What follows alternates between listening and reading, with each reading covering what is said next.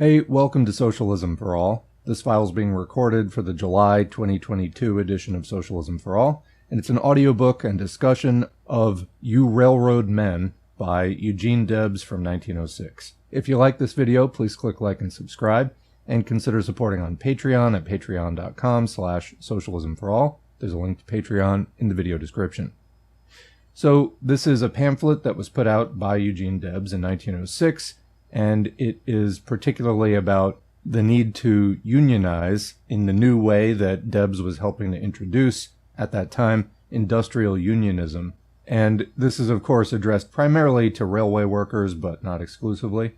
So a little bit of background about Eugene Debs, major figure in U.S. socialist and labor politics. He was born in Indiana in 1855. And he quickly became involved in a labor union, the Brotherhood of Locomotive Firemen, as well as the Democratic Party. In 1893, he helped to organize the American Railway Union, which was an industrial union. Instead of organizing by craft or trade, this was a type of union that would organize all the workers within an industry, regardless of what specific job they did. It's a very effective way of organizing, which was made all but illegal basically by the Taft-Hartley Act after World War II. But anyway, back in these times, the American Railway Union was involved in the Pullman strike of 1894, which was a major strike, and the U.S. Army was called in to break the strike. Following this experience, Debs became a socialist. He became radicalized by writers like Edward Bellamy, Robert Blatchford, and Karl Kautsky back in the days when Kautsky was still a good Marxist. In the subsequent years, late 1890s, Debs was involved in forming a couple of different socialist parties, which eventually became the Socialist Party of America, and eventually became a presidential candidate for them later. Along the way, in 1905, Debs used his experience with the ARU and industrial unionism to help co-found the IWW, Industrial Workers of the World, which was a multi-purpose industrial union that aimed to be one big union of all the workers. It was explicitly anti-capitalist in contrast to other labor federations like the AFL. It was radical in its policies in terms of organizing, quote, unskilled workers, which of course, as industrialization was rolling along, many, quote, skilled workers were being reduced to button pushers, lever pullers, etc., and the IWW would organize them. They also broke ground with anti-racist policies at a time when black and white workers weren't allowed to be in the same union, and they were revolutionary in their outlook. The preamble to the IWW Constitution declared, quote, "The working class and the employing class have nothing in common. Between these two classes a struggle must go on until the workers of the world organize as a class, take possession of the means of production, and abolish the wage system. Instead of the conservative motto of the AFL, a fair day's wage for a fair day's work, we must inscribe on our banner the revolutionary watchword, abolition of the wage system. It is the historic mission of the working class to do away with capitalism. The army of production must be organized, not only for everyday struggle with capitalists, comment, in other words, over day-to-day conditions, pay, things like that, but also to carry on production when capitalism shall have been overthrown. By organizing industrially, we are forming the structure of the new society, the socialist society, within the shell of the old, the capitalist society." So that's a bit of background on Debs. I tend to really like reading Debs' pamphlets and speeches, so let's get into it. This appeal is made particularly to railway employees, among whom I began my career as a wage worker, with whom I spent 27 consecutive years, the complete span of my young manhood, as a co-employee, labor organizer, and union official, and for whom I shall have an affectionate regard of peculiar tenderness that will end only with my days. The very relation I bear them inspires me with the liveliest sense of obligation to that great body of brave and brawny men whose hands, as hard as their hearts are soft, first grasped my own in welcome as a recruit to the great army of toil, whose honest faces, beaming with approval, first warmed my heart and stirred my blood, and whose applause, the first I ever knew, fired my boyhood years with high resolves. In every dark and trying hour, These comrades of my early years stood staunch and true and pushed me on and raised me up that others might see my face and know my name, while they remained unnoticed, unapplauded. The soldiers of obscurity, the rank and file, the lower class, the common herd, who made and moved this world, and who should be, and will yet be, its ruling aristocracy. I believe it can be said with truth, as I am sure it can without vanity, that I personally know, and am personally known to, more railroad employees than any other man in the country, and with equal truth I believe that the great majority who know me, better than this, the whole body of them, with but few exceptions, feel kindly toward me, and may be claimed as my personal friends.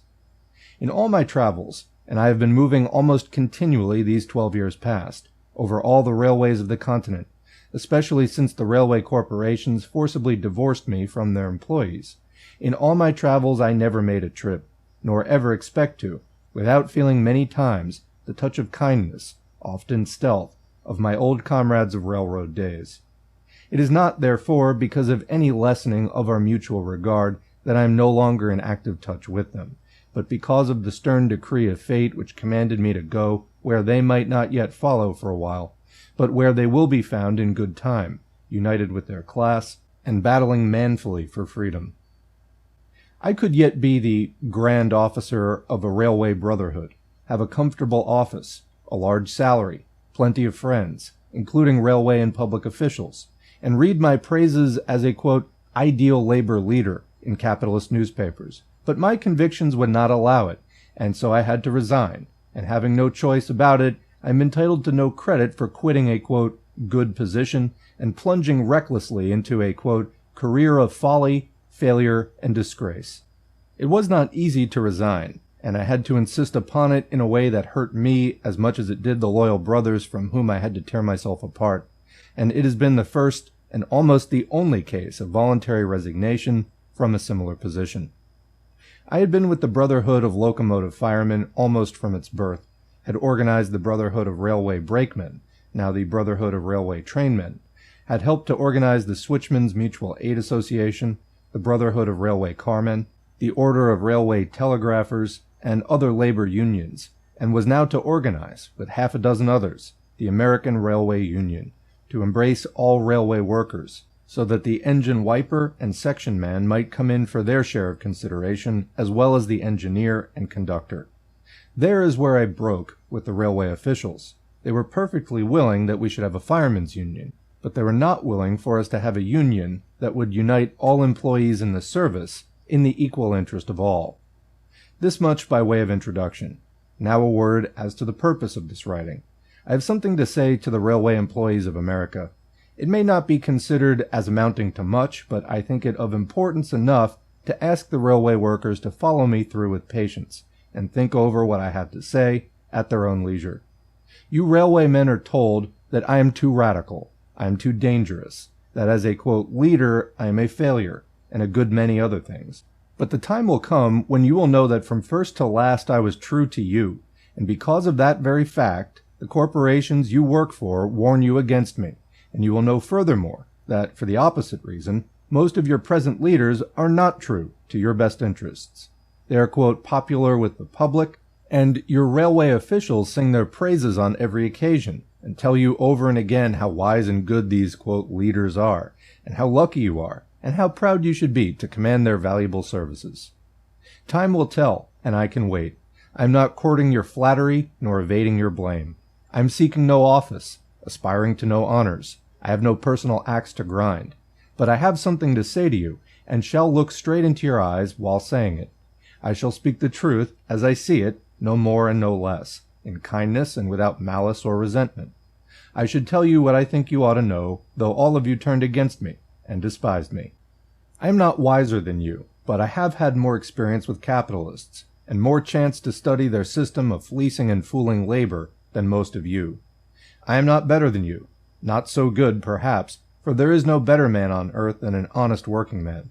So I shall not preach to you, nor moralize to you, nor even venture to advise you, but I shall put a few facts before you that may temporarily disturb your digestion. But if you will stick to them and assimilate them, you will feel yourself growing stronger, and you will thank me for having changed your mental bill of fare. Taken in the aggregate, There is no division of the working class more clannish and provincial, more isolated from other divisions of labor's countless army than railway employees, the workers engaged, directly and indirectly, in steam railway transportation. Nor is there a group or department in the entire working class that, outside of its own sphere of industrial activity, is more ignorant of the true essentials of the labor question, or more oblivious of the class struggle, and the fundamental principles and objects of the labor movement. To verify this statement, it is not necessary to refer to the unorganized, unskilled, and poorly paid employees. On the contrary, let a dozen engineers and the same numbers of conductors, picked at random, be put upon the stand and catechized from a primer on economics, and see what percentage of them can even give a definition of the term.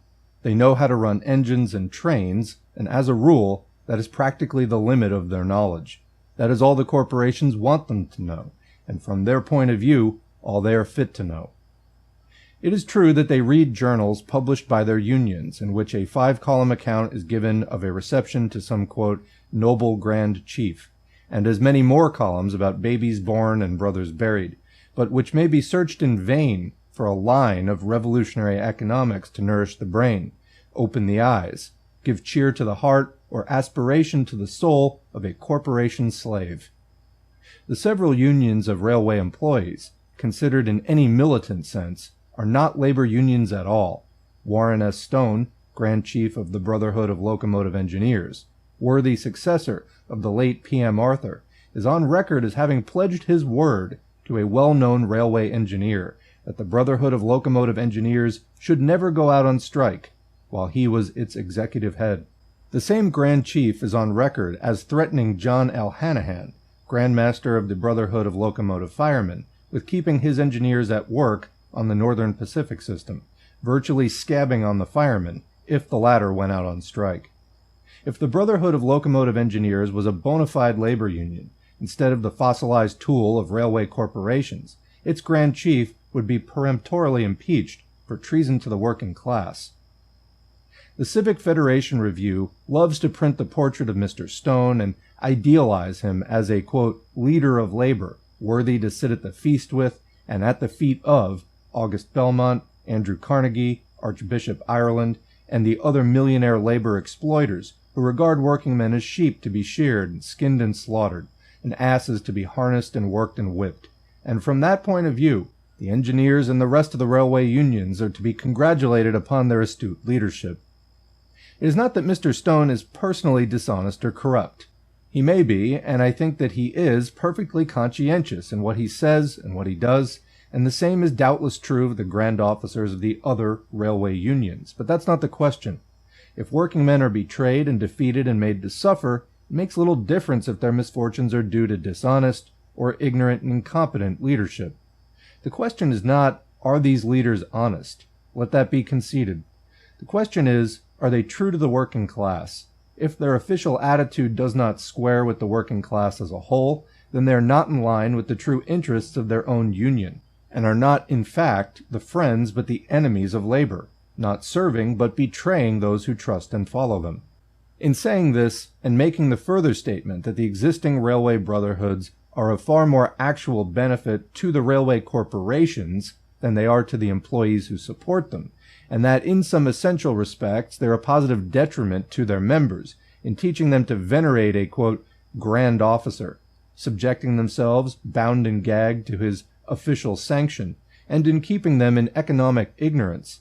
In saying these things, it is possible that Grand Chief Stone of the Engineers and other grand officials may take issue, and here let me say that nothing would please me better than the chance to meet Mr. Stone before his engineers, or any other grand official before his followers, at any time, or in any public place, to prove every assertion herein made, and more too, and I shall not object if the grand officers invite their friends, the railway officials, to occupy their accustomed seats on the platform, but I will not guarantee that the menu will be as agreeable to their corporation palates as that served at a recent Chicago banquet of the Order of Railway Conductors, or at the average Brotherhood convention. Now to another branch of the question. According to the report of the Interstate Commerce Commission, there were, for the year ending June 30, 1904, a total of 1,200,121 employees on the railways of the United States, as against 1,017,653 in 1900, an increase in 4 years of 278,468. How many thousands of unemployed there are, ready to take the jobs when they are offered, in the event of a strike or otherwise, the reports do not say. Since 1904, there has been great increase in railroad activities, and it is probable that the total has since reached 1.4 million. In 1894, the number was 779,608. That was during the last period of hard times. In the 10 years since, from 1894 to 1904, from panic to prosperity, the number of railway employees has almost doubled, the actual increase being 620,392, an average of over 60,000 a year. Fully 500,000 new railroad men have been made in that time, and they have swelled the brotherhoods to unprecedented limits. Now keep your eye peeled for the signal for the return trip from prosperity to panic. That is not a matter of guess, but of arithmetic. It may not come next month or next year, but it will come, and the longer it is in coming, the longer will be the backward trip. Railway employees, as a rule, do not know why there are alternating periods of panic and prosperity. Panic that paralyzes, but prosperity that does not prosper, except for the plutocrats. The reason they do not know is that they are ignorant of working-class economics, which are not discussed by their leaders, nor in their journals, and this accounts for the further fact that nearly all of them vote these sufferings upon themselves, as non-political labor unionists uniformly do, while their unions, vaccinated by the corporation doctor against politics, becomes parties to grand balls, such as the Brotherhood of Locomotive Firemen has given in Chicago, and the grand banquet held by the Order of Railway Conductors in the same city, where the grand march is led by the capitalist mayor and a grand officer, and grand officials of the railroads beam approvingly, while grand corporation politicians disport themselves in huge diamonds and swallowtails, and grand speeches are spouted about the brotherhood of capital and labor, the choicest lobster on the bill, the whole green goods affair being concocted by a tool of the corporations who belongs to the union, and who, as a smooth politician, is on the payroll at the city hall, or at the state house, or at the capitol. Such nauseating exhibitions, planned by sycophants and patronized by plutocrats, are given to hoodwink the common herd and keep it forever in the capitalist corrals of wage slavery. Political conspiracy is the term to apply to these doings of the henchmen of capital, masquerading in the garb of labor, who are so fearful that their dupes might wake up and go into politics. But to return for a moment, keep your eye open for that signal. When Wall Street says the word, you'll see the signal, but it will not prevent you and your little union from going into the ditch. The signal and the slump will come together. Several 100,000 of you will be left high and dry. No jobs, but plenty of time to tramp and think. What next? Sweeping reductions of wages. Next, strikes? Probably. And then, defeat and disaster. That's the history of all the panics of the last 30 years. They've all been ushered in with widespread railroad strikes, and when the crashes come, the brotherhoods have burst like bubbles and been crushed like eggshells, utterly powerless to give their members the least particle of protection. This is what has uniformly come to the unions that waste their time at such child's play as exemplification of secret work and studying signs and passwords, as if every corporation didn't have its union reporter to inform it of every move worth knowing. And so it will be again. Mark it. Make a note of it. Ask your grand officer about it and make a note of his answer.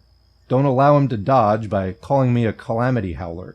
He will help you after the lightning has struck your job by certifying that you're entitled to another, but you'll have to hunt it alone, and in the meantime the Brotherhood of Capital and Labor will have suspended and cannot save your wife from eviction, nor your children from starvation. Think it out. Don't let go until you do. Don't take my word, rely on yourself. I can't help you railway slaves. Only you can help yourselves. No one else can. If you don't even know that you are slaves in the existing capitalist system, may the gods have mercy on you, for your blindness is complete, your condition is pitiable, and there is no hope for you but death. The most pathetic object to me is a corporation slave with a dazzling diamond or a constellation of brass buttons to decorate his deformity and hide the hollows in his gray matter. He swells like a toad as he talks about the good wages, quote, we are paying. He is a part of the corporation, as a pimple is part of the plutocrat. He has hinges in his knees. He fawns like a spaniel at the feet of an official, but snarls like a cur at the car inspector or trackman. He believes in the brotherhood of capital and labor. He is conservative, is opposed to politics in the union or the journal. He talks about his masters as our superiors, is proud of his pusillanimity, does with alacrity what he is ordered to do and asks no questions, is a scab at heart, if not in fact, has no trace of manhood, no self-respect, no honor, craven-hearted and stony-souled, and when he dies, Judas Iscariot will have another recruit for his army of the damned. In his address to the Joint Committee of the several brotherhoods of railway employees that called at the White House on November 14, 1905, to plead in behalf of the railway corporations, President Roosevelt, among other things, said, quote, I would be false to your interests if I failed to do justice to the capitalist as much as to the wage worker. Comment, this was, of course, Teddy Roosevelt, not yet FDR. Continuing. The president was much impressed by the delegation, and the delegation by him. The president was really addressing his own brethren, for like themselves, he was a brotherhood man, and had the grip, handshake, sign, and passwords all up to date, and they were all agreed that no injustice must be done to the poor capitalists. The latter themselves were not in evidence. Their president and their brotherhoods would see that no harm came to them. In his message to the banquet of the Order of Railway Conductors, given at Chicago on December 31st, 1905, in behalf of the railroad corporations, and presided over by Major B.B. Ray, Paymaster, USA, in recognition of his faithful services in lining up railway employees in support of the corporation ticket on Election Day, and as smooth a politician as ever came down the avenue. In his communication to this corporation auxiliary, regretting his inability to mingle with the railway presidents and managers who were in attendance to point around at the conductors as evidence that the working class in general, and the railway slaves in particular, were opposed to rate legislation. In his telegram of regret, Vice President Fairbanks, once himself a railroad attorney and now a magnate, said, quote, the Order of Railway Conductors recognizes in full degree the right of both employer and employee, and understands full well that in a large sense the interests of one are the interests of the other, and that the interests of neither can be disregarded without harm to both. Unquote. Precisely. Our interests are one, exclaimed the fox after devouring the goose. Same here, answered the hawk, with the feathers of the dove still clinging to his beak. I'm with you, chipped in the shark, and I congratulate you upon your wise political economy, was the amen of the lion, as the lamb's tail disappeared down the red lane. Toastmaster Ray, the mortgaged major of the railroads, read another telegram of regret from President Jim Hill of the Great Northern, and then President Delano of the Wabash was introduced and proceeded to orate on opposition to railroad rate legislation. The dummies are reported to have nodded in hearty approval every time he looked at them. President Delano might have stayed at home and used a string to operate his puppets. Upon this important point of identity of interests between lion and mutton, President Roosevelt, Vice President Fairbanks, and all the railroad presidents, corporations, and brotherhoods are a unit. The railroads furnish the lion, and the brotherhoods the mutton. It is upon this false basis, this vicious assumption, this fundamental lie, the railroad brotherhoods are organized, and in that capacity they are of incalculable value to the railroads, the very bulwarks of their defense, and the sure means of keeping the great body of railway employees in economic ignorance, and therefore unorganized, divided, and helpless. Such unionism means organized strength for the railroads, and organized weakness for the employees, and the latter foot the bill. No wonder their grand officers get annual passes and their delegates free trains. The stupid employees pay for them all 100-fold. And to what base surprise the railroad magnates put these brotherhoods to still further entrench their power and perpetuate their reign of robbery. At this very moment, they are using them as political pokers to stir up the fire of public sentiment against rate legislation. And the poor dupes that pay the dues don't even know that their unions are in politics, corporation politics, the dirtiest of all politics. On their own account, the unions are forbidden to have anything to do with politics. That would fracture their delicate diaphragm. But when the corporations need them as political tools, that's different. That's what they are for. Can't you hoodwinked railway slaves begin to see something? In all the history of organized labor, from the earliest times to the present day, no body of union working men ever served in a more humiliating and debasing role than that in which the railway unions appear at this very hour before the American people and the world. It's a spectacle for the gods, and future generations will marvel that such an exhibition of servility was possible in the 20th century.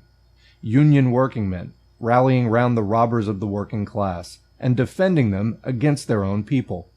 It's true that there is nothing in rate legislation for the working man, but the incident loses none of its significance on that account. The free use of the brotherhoods by and for the corporations, at election time, when the legislature meets, when Congress is in session, whenever and wherever required, that is the point. How smoothly this emergency appliance works. The corporations sniff danger. They send for their officials. The officials for the grand chiefs of the brotherhoods. The grand chiefs for their decoy ducks, and presto, a joint committee. And it is a joint committee. Serves notice on the president and the country that the million and more railway employees want no interference with the divine right of the railroad robbers to hold up the people. Then another set of political tools of the same robbers take their cue, and bound to their feet in the capitalist Congress, and in a serio-comic burst of paid-for passion, exclaim, "Don't you see, gentlemen, that organized labor, the horny-handed nobility of the land, the muscle and sinew, the very backbone of the nation, recognizes this measure as a menace to its full dinner pail, and interposes its righteous indignation. Gentlemen, we dare not make such an assault upon the dignity, the sacred rights, aye, the very life of honest toil." Well, that settles it. The trick is done. The Goulds, Vanderbilts, and Harrimans are on top, their slaves are at the bottom, and their identity of interests is once more triumphantly vindicated. I propose now to deal briefly with that ghastly lie itself. In what way, Mr. Railroad Slave, is your interest identical with that of Jim Hill, your master? He owns the railway system that you working men built and now operate. He pulls every dollar of profit out of it for himself that he can, and leaves you not $1 more than he must. And if you don't suit him, he discharges you, and then you have to pull up stakes and hunt another master.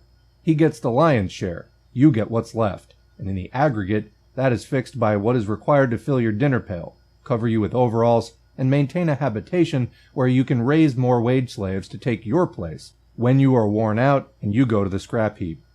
The Jim Hills live out of your labor, out of your ignorance, for if you were not densely stupid, you would not be their dumb-driven cattle. Now they and their politicians and preachers and labor leaders tell you how bright and smart you are to flatter your ignorance, and keep you from opening your eyes to your slavish condition, and above all, to the wage system, which lies at the bottom of your poverty and degradation. Your interests as wage slaves are not only not identical with, but are directly opposed to, the interests of the Jim Hills and the railroad corporations, and I challenge any of your grand chiefs to deny it in my presence on any public platform.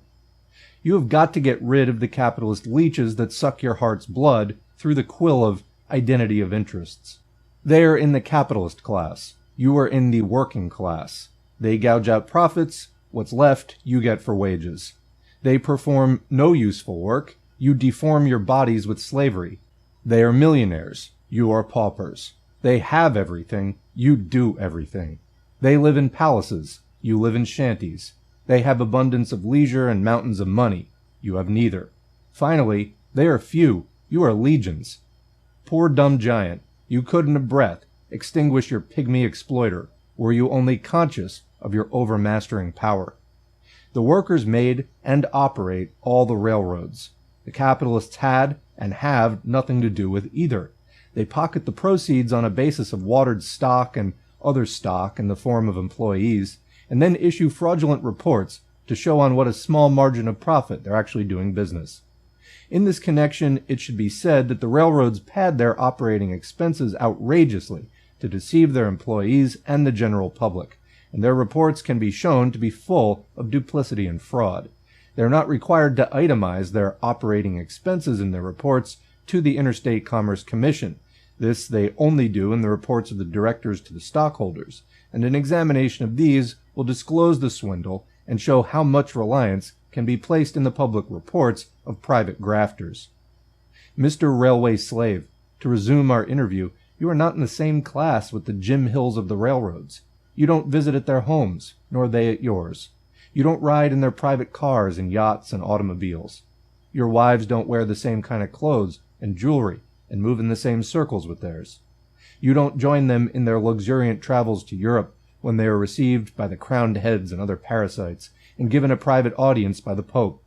You stay at home and sweat and suffer to foot all the bills. They do all the rest. To sum up, they are in the capitalist class, you in the working class. They are masters, you slaves. They fleece and pluck, you furnish the wool and feathers. That is the basis of the class struggle. Upon that basis, you have got to organize and fight before you can move an inch toward freedom. You have got to unite in the same labor union, in the same political party, and strike and vote together. And the hour you do that, the world is yours. The railroads will oppose this. They want to keep you divided and at their mercy. Your grand officers will oppose it. They want to keep you divided and continue to draw their salaries. When you have a little time, figure out the amount annually paid to the grand officers of the railway unions in salaries and expenses, and you'll be amazed. You will also understand why railroad employees will never get together as long as their grand officers can prevent it. By the way, why do you persist in calling your officers grand chiefs and grand masters? Are they grand because you are petty? The working class, the rank and file, are grander than all the labor leaders, good and bad, that ever lived. A master implies slaves. It is bad enough to be slaves without glorying in it. A master is bad enough. A grandmaster is the limit, especially if the title is voluntarily conferred by the slaves. There was a time when I did not realize this and many other things that I now do. The difference is that I learned to think and can now see these things as they are. The capitalist class, the working class, the class struggle. These are the supreme economic and political facts of this day and the precise terms that express them. These are the grim realities in the existing capitalist system, and the sooner you drop your brotherhood toys and deal with the labor question, to which most of you are strangers, the better will it be for you. What is the labor question? It's the question of the working class organizing to overthrow the capitalist class, emancipating itself from wage slavery, and making itself the ruling class of the world. Can this be done? Anything can be done by the working class. Labor has but to awaken to its own power. Then the earth in all its fullness will be for labor. Now the exploiters of labor have it, and they must be put out of business and into useful service. First of all, you railroad workers, you 1.5 million of slaves, must wake up. Realize that you are part of the working class and that the whole working class must unite, close up the ranks, and present a solid front every day in the year, election day especially included. As individual wage slaves, you are helpless, and your condition hopeless. As a class, you are the greatest power between the earth and the stars. As a class, your chains turn to spider webs, and in your presence, capitalists shrivel up and blow away. The individual wage slave must recognize the power of class unity, and do all he can to bring it about. This is what is called class consciousness, in the light of which may be seen the class struggle in startling vividness. The class-conscious worker recognizes the necessity of organization, economic and political, and of using every weapon at his command, the strike, the boycott, the ballot, and every other, to achieve their emancipation. They therefore join the union of their class and the party of their class, and give their time and energy to the work of educating and lining up their class for the struggle of their class for emancipation. You railroad workers may think that you are doing this now, but you are not. You're wasting most of your time and money for that which will bring no returns. Let me tell you a few things that the railroad corporations and your leaders, between whom there is an identity of interests, are having you do to occupy your time and keep you chained to the kennels of your masters. First, they have you divided into petty groups, each trying to be it, and not one having any real power for working class good. Second, they have you quarreling about jurisdiction and about an open door, and the corporations smile serenely while you play with these toys. Your jurisdiction squabbles will never be settled, but will grow worse. At places, the BLE and BLF are at swords points, and the ORC and BRT are ready to fly at each other's throats, and so intense is the petty craft jealousy that they are ready to scab on one another. And if they ever go out on strike, particularly the BLE, their own former members, victimized by them, will rise up to smite them. The other day I met a man who had an official position that paid him $5,000 a year. Said he to me, "I will quit this job for but one thing, and that will be to take an engine when the BLE go out on strike." He used to be a member. There are any number of men scattered over the country, most of them its own former members, waiting for the BLE to strike, and the day is not distant when that union will reap the harvest that it has sown. Third, you are kept apart from other workers, for it would be dangerous if you affiliated with them and got an idea above the roundhouse or caboose or cab that you work in. Besides, you might get class conscious, and that would endanger your slavery. Fourth, you spend your hours in the lodge room, riding the goat, getting the secret work down fine, giving passwords and signs, and unpacking job lots of secret work that any railroad official in the country can have any day he wants it. These are but bibs and rattles for mental babies, and the more time that you amuse yourselves with them, the less danger there is of your thinking about anything that will break your chains and set you free. These are a few of the things. I don't have space for more.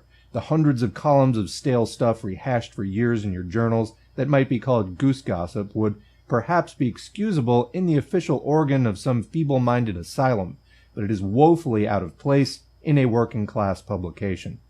Now let me say a few more things, and space will allow only a few of the many that might be put down, that you may think about at your leisure. The Brotherhood of Locomotive Engineers is 42 years old, and has never won a railway strike of any consequence in all its career. It is called success because the corporations make some concessions to it, so as to use it as a battering ram against other employees in the service, and this is substantially true of all the brotherhoods. Then again, the brotherhoods are used against each other.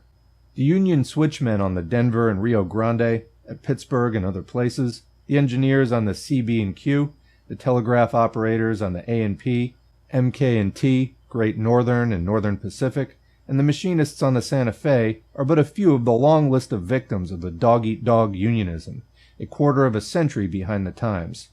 But the grand officers of the several unions attend one another's conventions, and join in solemn chorus in telling the delegates of each other's unions what wise grand officers they have, how kind the corporations are to them, and how proud they ought to be of their noble brotherhoods. In the next few years, locomotive engineers will become motormen, and firemen will disappear. It is safe to say that in another 20 years, locomotive firemen will be practically of the past. They can then cling to their last straw, their insurance policy, and that is the main thing that holds them together today. But for that, they would soon cave in, and that is true of them all. They are then, primarily, coffin clubs, and not labor unions. They care for the sick and bury the dead, a good thing, incidentally, for the corporations. To get the full benefits, it is necessary to be maimed or killed. It is well to bury the dead, but the living are infinitely more important. One effective blow to break the chains of wage slavery is better than a century of attention to dead bodies. Class consciousness is better than corpse consciousness. A good deal more that should be said must be omitted for want of time and space. It is my hope that the facts here presented may lead the railway workers to study the real labor question. A few of them only know what socialism is, and they are socialists. The rest are opposed to it because the little they know about it is not true. No honest working man understands socialism without embracing it. The railroad workers, if they want their eyes opened, must read class struggle literature. The paper in which they originally read this address, The Appeal to Reason, with a circulation of over 300,000 copies, can be obtained for a trifle, 50 cents for a whole year. If they can't afford that, they can send 10 cents for a trial subscription. They cannot afford to remain in ignorance of the class struggle or of what socialism really means.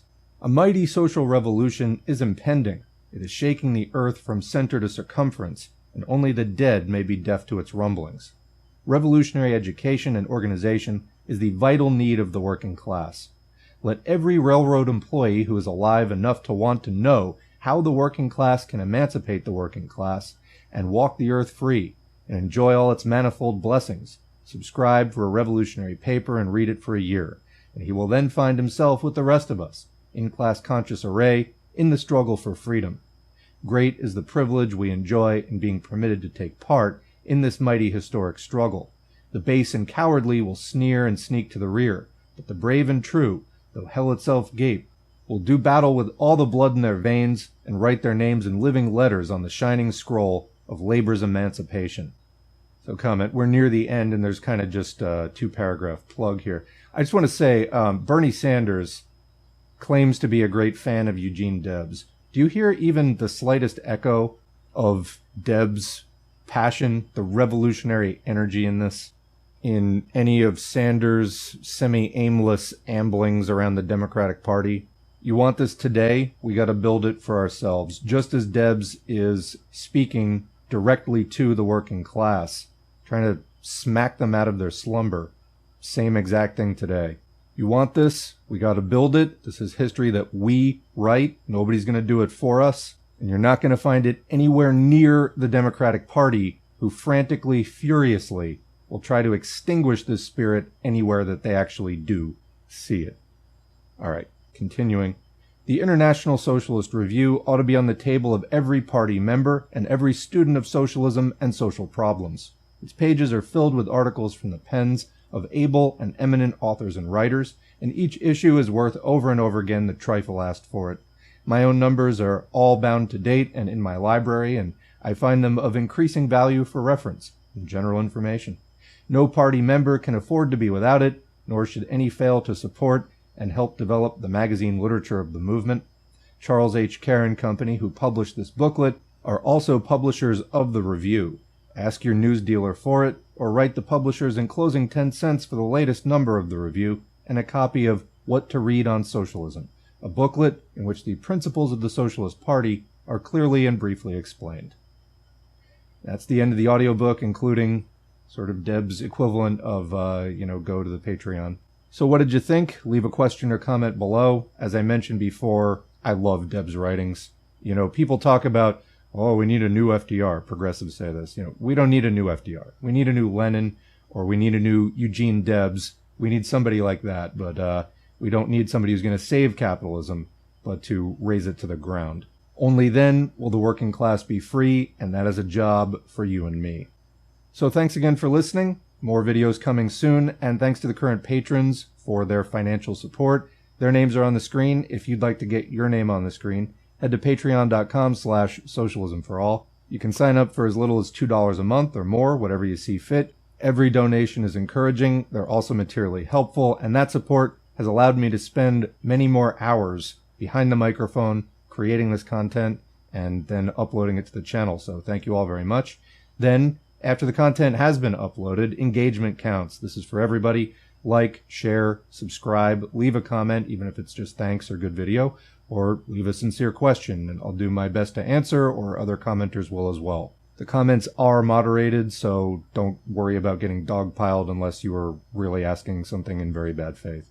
Finally, as soon as you are ready, look around in your community for whatever struggles are going on, get involved, learn to unionize your workplace, whatever it is. The struggle for socialism is an ongoing thing. Capitalism has not yet been defeated, and learning the history and theory is important insofar as better applying it in the present and future.